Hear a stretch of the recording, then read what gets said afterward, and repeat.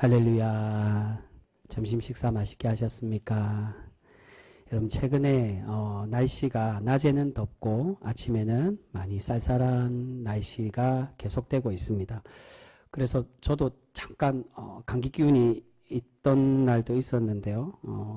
감기에 걸리기 쉽고 우리 건강 해치기 쉬운 날씨입니다.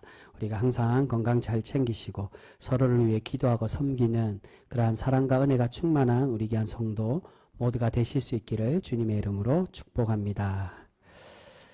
여러분 오늘 본문에서 예수님께서는 말세 때에 일어날 환난과 주님의 재림에 대해서 우리에게 계속해서 말씀하고 계십니다. 지난주에 말씀드린 것처럼 성경에서의 종말의 예언은 과거와 현재 그리고 미래를 모두 아우르는 말씀으로 되어 있습니다.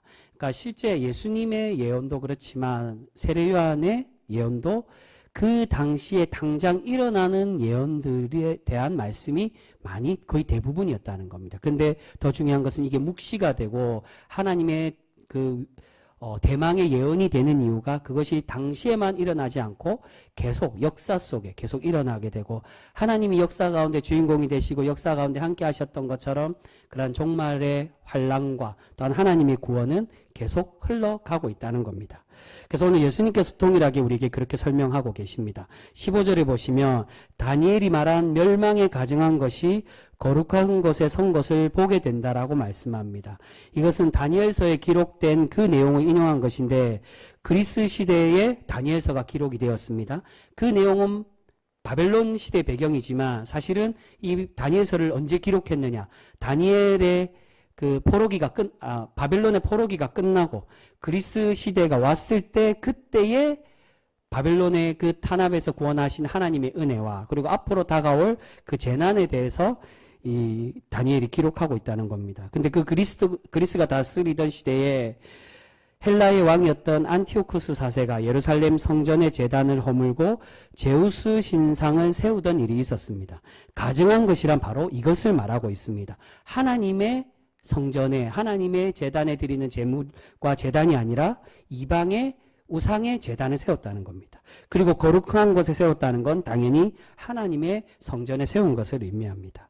이와 같이 과거에 일어났던 환난과 고난이 앞으로도 계속 일어나게 될 것이라고 예수님은 경고하고 계신다는 겁니다.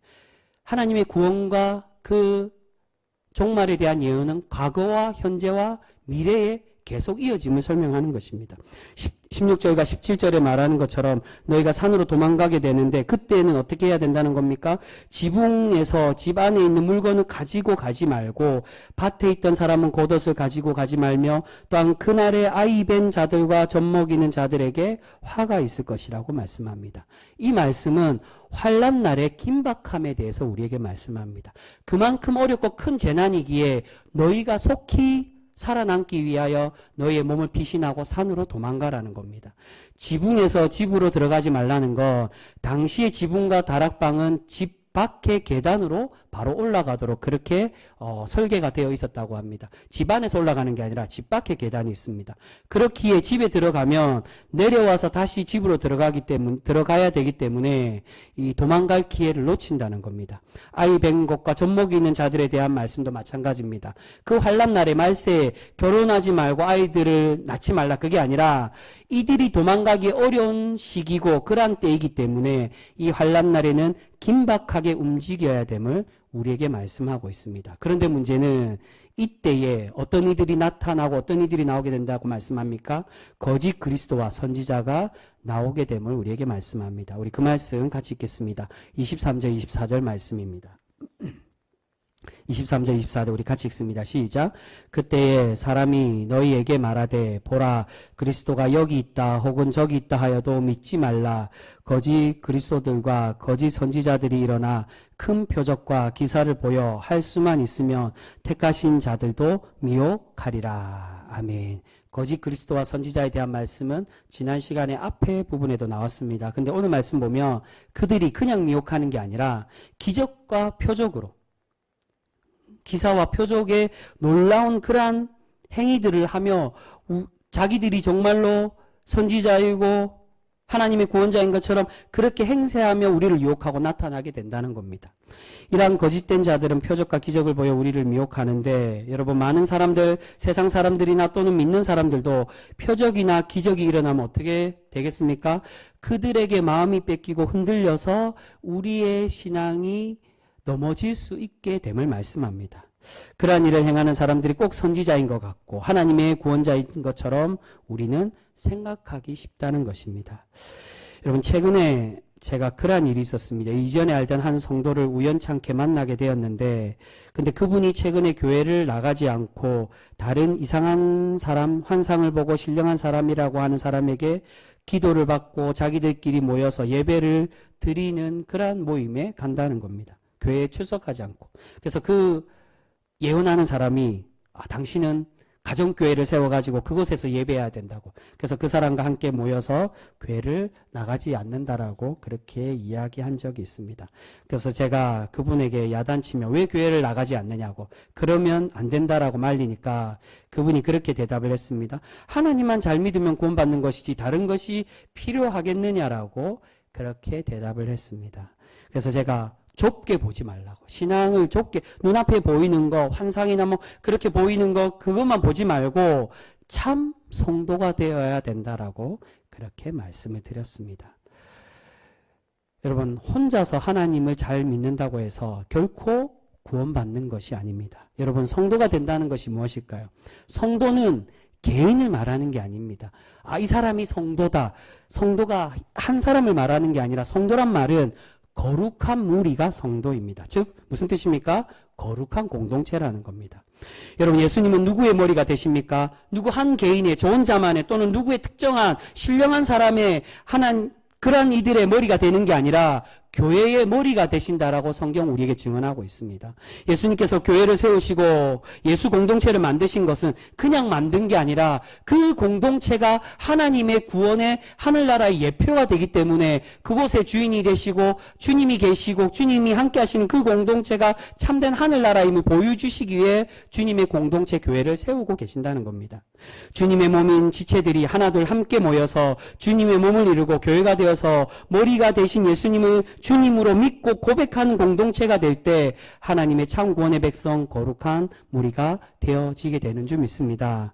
여러분, 왜 예수님께서 성찬을 주시며 피와 살을 우리에게 주셨습니까? 그것은 우리 혼자 먹고 마시라고, 우리 혼자 구원받고 자기가 믿고 싶은 대로 믿으라고 주신 것이 아니라, 비록 우리가 공동체가 여전히, 우리의 공동체가, 우리가 함께 있는 그러한 지체들이 부족하고 연약해도 주님께서 사랑과 은혜로 용서하시고 몸과 피를 우리 모두에게 주신 것처럼, 또한 서로 나누라고 그렇게 우리에게 명령하신 것처럼 우리가 서로 함께 우리가 섬기고 지체 함께 나누고 양보하고 그렇게 세워가기를 원하시기에 우리에게 성찬을 주고 계신다는 것입니다. 그런데 말세 때 어떻게 된다는 겁니까? 이렇게 자신이 하나님의 신령한 사람이라고, 자신이 말한 대로 하면 구원받는다라고 미혹하고 유혹하는 거짓된 무리들이 많이 나타나게 됨을 주님은 우리에게 경고하고 계십니다.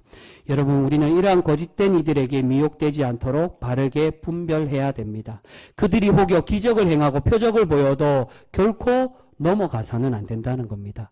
여러분, 예수님께서도 분명히 많은 기적을 행하셨습니다. 근데 왜 예수님은 기적을 보여주셨을까요? 그것은 예수님도 기적을 보여주셨는데 왜 이제 와서는 나 이후에 기적을 행하고 자신이 예수라고 말해도 그들을 쫓아가거나 그들을 믿지 말라고 말씀하십니다. 왜 본인도 보여주시면서 왜 그렇지 말라고 말씀하십니까? 그것은 예수님의 기적은 이 기적 때문에 나를 믿으라고 보여준 게 아니라 이 기적을 통해 예수님만이 참 주인이시며 능력을 가지시고 권능의 분이시기에 그것을 보여주기 위해 도구로 사용하셨다는 겁니다. 그리고 이것을 도구로 사용하셔서 이 기적이 복음의 핵심이 아님을 우리에게 말씀해주고 있습니다. 누가복음에 보면 그 말씀을 하고 있습니다. 주님이 기적을 행하시고 표적을 보여준 것은 복음을 위해서 주신 것이지 이 기적이 우리의 구원이구나 그걸 깨닫게 하기 위해 주신 것이 아니라고 말씀합니다. 그런데 뒤에 이어서 하시는 말씀에 보면 거짓 그리스도의 분별과 이 반대되는 말씀으로 예수님은 우리에게 이어서 그렇게 설명을 하고 계십니다. 우리 그 말씀 보겠습니다. 26절과 28절까지 말씀입니다. 26절에서 28절까지 말씀 우리 같이 읽겠습니다. 시작. 그러면 사람들이 너희에게 말하되 보라 그리스도가 광야에 있다 하여도 나가지 말고 보라 골방에 있다 하여도 믿지 말라. 번개가 동편에 나서 서편까지 번쩍임 같이 인자의 임함도 그러하리라. 죽음이 있는 곳에는 독수리들이 모일 것이니라. 아멘. 여러분 26절에 광야에 있다는 것은 드러나게 나타나는 것을 말합니다. 그리고 이어서 나오는 골방에 있는 것은 그와 반대로 비밀스러운 것, 감추어진 것을 말합니다. 사실 이 26절까지는 앞의 내용과 같은 겁니다. 드러나게 나타나거나 자신이 그리스도라고 여기 있다고 드러나게 나타나거나 비밀스럽게 아주 신비하게 그렇게 보여도 그들을 믿지 말라는 겁니다. 그런데 그날에 주님은 어떻게 임하신다고요? 27절에 그날에 번개처럼 범적인 같이 명확하게 나타나고 또한 죽음이 있는 곳에 독수리가 모여드는 게 당연하고 확연하듯이 그렇게 확실하게 우리에게 아 저분이 주님이시구나라고 그렇게 드러내며 우리에게 보여주신다는 겁니다.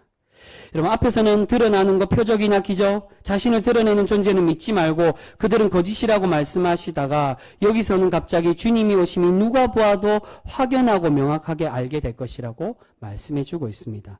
여러분 무슨 뜻일까요? 왜 두 가지의 반대되는 이야기를 할까요? 여러분 마태복음 7장에 보시면 예수님께서 산상수훈에서 천국에 들어가는 방법에 대해서 우리에게 말씀해 주십니다.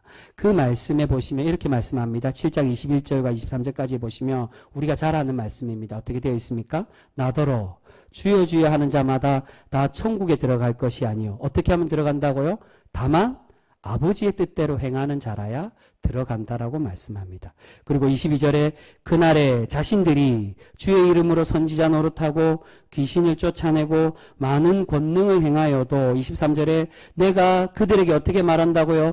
너희는 불법을 행하는 자라고 그렇게 경고하시며 책망하시겠다라고 말씀하고 있습니다. 바로 조금 전에 말씀드린 오늘 말세에 일어날 거짓 그리스도에 대해서 정확하게 말씀합니다. 기적을 행하고 표적을 보인다 해도 모든 것이 다 불법이 된다는 것입니다. 여러분 왜 그렇습니까? 예수님도 기적을 행하셨는데 왜 그렇게 예수님 이후에 기적 행하는 사람이 불법이라고 말씀합니까? 그것은 그 기적과 그들이 행한 모습 속에 무엇이 없기 때문이라는 겁니까? 바로 하나님의 뜻에 순종하는 것. 하나님의 뜻대로 행하는 자라야 들어가는데 그들은 하나님의 뜻대로 행하는 게 아니라 내가 행하는 기적이 내가 하나님께 능력받았다고 내만 예언할 수 있다고 나에게 모이면 하나님이 참 구원을 받는다라고 그렇게 유혹하고 현혹하고 있기 때문에 그들이 하나님의 뜻을 그렇게 완전히 깡그리 무시하기 때문에 그들이 거짓된 선지자라는 겁니다. 여러분 그렇기에 말세 때 주님이 번개같이 임하고 확연하게 보이는 징조가 무엇입니까? 바로 하나님의 말씀을 실현하고 그 말씀 뜻대로 임하시는 분이 우리의 참된 주인이심을 말씀하고 있습니다. 여러분 그렇게 환상을 보여주고 예언을 하고 기적을 행하고 현혹하는 사람이 아니라 하나님 뜻대로 살아가는 모습이 하나님의 참된 구원자임을 우리가 믿고 고백하는 성도 되실 수 있기를 바랍니다. 여러분 그렇기에 우리가 이러한 유혹의 시대 이 말세 때 어떻게 하며 주님은 살아가기를 원하고 계십니까? 이어서 하시는 말씀에 미혹되지 말고 깨어 있으라고 우리에게 당부하며 말씀해 주고 있습니다. 우리 그 말씀 38절에서 40절까지 말씀 보겠습니다. 38절에서 40절 우리 같이 읽습니다. 시작. 홍수전에 노아가 방주에 들어가던 날까지 사람들이 먹고 마시고 장가들고 시집가고 있으면서 홍수가 나서 그들을 다 멸하기까지 깨닫지 못하였으니 인자의 맘도 이와 같으리라. 그때 두 사람이 밭에 있음에 한 사람은 데리고 가고 한 사람은 버려둠을 당할 것이요. 아멘. 예수님께서 37절에 이제 노아의 때에 대해 말씀합니다. 그 노아의 때가 뭐냐? 이게 38절부터 시작되는데 노아의 때에서 설명하는 것은 홍수 전에 세상 사람들이 주님의 날을 준비하지 않고 먹고 마시고 결혼하면서 평온하게 살았던 그 모습을 우리에게 설명합니다. 그렇게 준비되지 못할 때 우리 주님은 임하시게 된다는 겁니다. 그리고 이어서 말씀하는 것에 똑같이 밭에 있다가 어떤 사람은 데려가시고 어떤 사람은 버림받는다라고 그리고 함께 읽지는 않았지만 41절에 물매를 돌리는 여자들도 누구는 데려가고 누구는 버림받게 되는데 왜 이들이 한 사람은 데려가고 한 사람은 버림받게 되는 겁니까? 이어서 말씀하시는 것이 바로 그겁니다. 깨어서 준비된 자가 하나님의 택함을 받고 부름을 받게 된다는 겁니다. 그 말씀 42절 말씀입니다. 42절 우리 마지막으로 같이 읽겠습니다. 42절 같이 읽습니다. 시작. 그러므로 깨어 있으라. 어느 날에 너희 주가 임하는지 너희가 알지 못함이니라. 아멘. 여러분, 지금은 노아의 때처럼 주님이 언제 오실지 모르는 평온의 시대입니다. 하지만 여전히 우리의 신앙을 갉아먹고 유혹하는 일들도 여전히 많이 일어나고 있는 것을 보게 됩니다. 이런 말세의 징조 속에 우리는 영적으로 깨어서 기도하고 바르게 분별해야 됩니다. 여러분, 앞에 말씀드린 것처럼 주님도 그날 그때 그 시는 알지 못하고 오직 하나님만 아신다고 하는데, 근데 세상에 있는 내가 그리스도의 직통 계시를 받았다고, 내가 신령한 환상을 보고 하나님의 응답을 받고 성경보다 나의 계시가 더 우선이라고 말하는 사람들이 어떻게 얘기합니까? 나는 알고 있다라고 그렇게 말. 우리의 참된 구원자이신 예수님도 나는 알지 못한다라고. 그냥 인간이 아니라 한 분 하나님이신 성자 예수님도 내가 아는 게 아니라 오직 성부 아버지 하나님만 아신다라고 말씀하는데, 나는 예수님보다 뛰어난 것처럼 그렇게 말하는 사람들이 있다는 겁니다. 여러분, 그렇게 우리는 분별해야 됩니다. 우리가 그렇지 못하면 하나님께 책망받고 하나님을 기쁘시게 하는 참 구원의 백성이 결코 될 수가 없게 되는 것입니다. 여러분, 신앙은 내가 믿고 싶은 대로 믿는 것이 결코 아닙니다. 내 귀에 달콤하고 내가 믿기 편한 대로 믿는 것이 아니라 불편함을 감수하더라도 옳고 바른 것을 행하며 믿는 것이 참된 믿음인 줄 믿습니다. 그래서 예수님께서 어떻게 우리가 신앙생활하며 살아가라고 말씀합니까? 사실은 그냥 두어도 예수님만 따라도 힘든 그러한 시대인데, 우리가 계속 수요일날 로마서를 보는데 로마서 10장에 보면 이 굉장히 유명한 말씀이 나오죠. 그 말씀 때문에 사실은 로마서가 믿음으로 구원받는다라고 오해를 많이 합니다. 마음으로 믿고 입술로 고백하면 구원을 받는다. 근데 여기서 말하는 마음으로 믿고 입술로 고백한다는 건 그 뜻이 아닙니다. 로마의 탄압 속에 입술로 고백한다는 건 생명을 걸으라는 겁니다. 지금에는 뭐 입술로 내가 예수님 믿는다라고 고백해도 아무런 일이 일어나지 않지만 그 당시에는 목숨 걸고 믿으라고.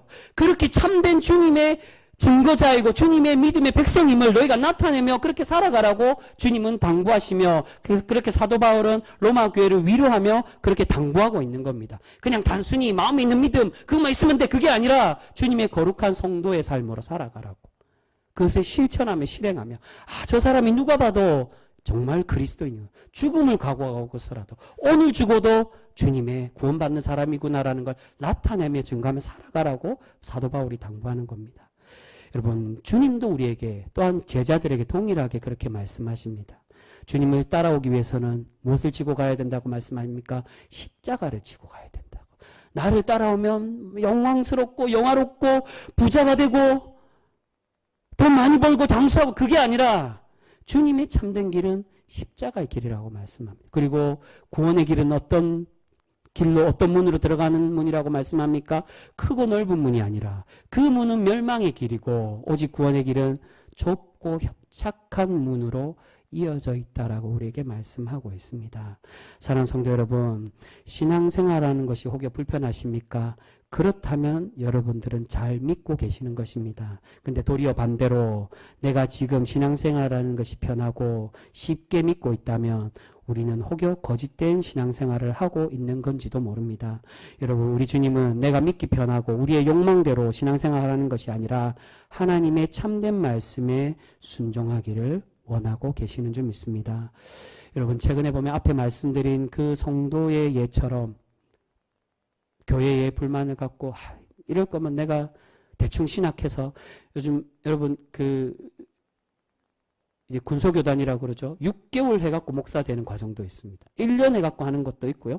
제가 이전에 들었을 때 보통은 1년인데 6개월만 해도 뭐 목사 준다. 근데 사실은 이 정통 교단에 제대로 된 목회자는 결코 아닙니다. 그렇게 해서 그 사람들이 어떻게 하냐면 자기가 앞에 말씀드린 것처럼 가정교회를 세워갖고 내 혼자 믿으면 된다고 가족끼리 모여서 그렇게 신앙생활하는 사람들도 있다는 겁니다. 여러분, 그것이 결코 바른 신앙인이 아닙니다. 내가 교회 나가서 불편한 사람들과 얼굴 맞대고 내 가족이 아니니까 나와 뜻이 다르고 마음이 다르기 때문에 그렇게 신앙생활하는 거, 감내하는 거, 내가 이렇게 불편함을 왜 감내해야 되지? 그것이 싫어서 뭐 다른 교회까지 갈 수는 있지만 다 버리고 내 혼자 믿는 게 더 나는 열심히 믿으면 더 거룩할 수 있어. 그거 믿는 게 더 바른 것이야 라고 그렇게 생각해서 교회를 자기 혼자 세우고 그렇게 믿는 거 결코 참된 성도의 모습이 아니라, 성도는 혼자가 아니라 거룩한 무리, 하나님이 예수 그리스도가 주인 되신 머리 되신 그 공동체 안에 우리가 함께 모여 서로가 지체인 걸 알고, 때로는 그 지체가 자연스럽게 장애인이 된 것처럼 팔이 불편한 사람도 있고 다리가 불편한 사람이 있듯이 우리의 교회 지체 가운데도 때로는 불편한 지체, 불편한 교회 모양, 모습들도 분명히 있을 수 있습니다. 그러나 우리 주님은 그렇게 연약한 모습이 있더라도 그곳에 주님을 바라보고 주님을 주인 되심으로 믿고 살아가는 그 공동체, 그 교회의 참 주인이 되시고 그 교회의 구원을 내려주시는 줄 믿습니다. 여러분, 우리 주님은 내가 믿기 편하고 우리의 욕망대로 신앙생활하는 것이 아니라 하나님의 참된 말씀에 순종하기를 원하고 계십니다. 오늘 오전에 말씀드린 것처럼 눈앞에 보이는 쉬운 것은 결코 하나님의 방법이 아닙니다. 때로는 멀리 돌아가고 나의 힘은 내려놓아야 되고 포기하는 것 같더라도, 그러나 그렇게 우리가 헌신할 때 하나님께서 참된 것으로 우리를 기뻐 받으시고 우리에 채워주시고 우리에게 갚아 주실 줄 믿습니다. 여러분, 그렇기에 우리가 이제 이 말세의 때에 주님 오심을 깨어서 준비하고 바르게 분별하여서 주님의 오심을 참되게 준비하는 그러한 복된 성도 우리 모두가 되실 수 있기를 소망합니다. 그러한 성도의 우리 주님은 날마다 칭찬하시고 날마다 복 내려 주실 줄 믿습니다. 그러한 복된 성도 우리 모두가 되실 수 있기를 주님의 이름으로 축복합니다. 기도하겠습니다.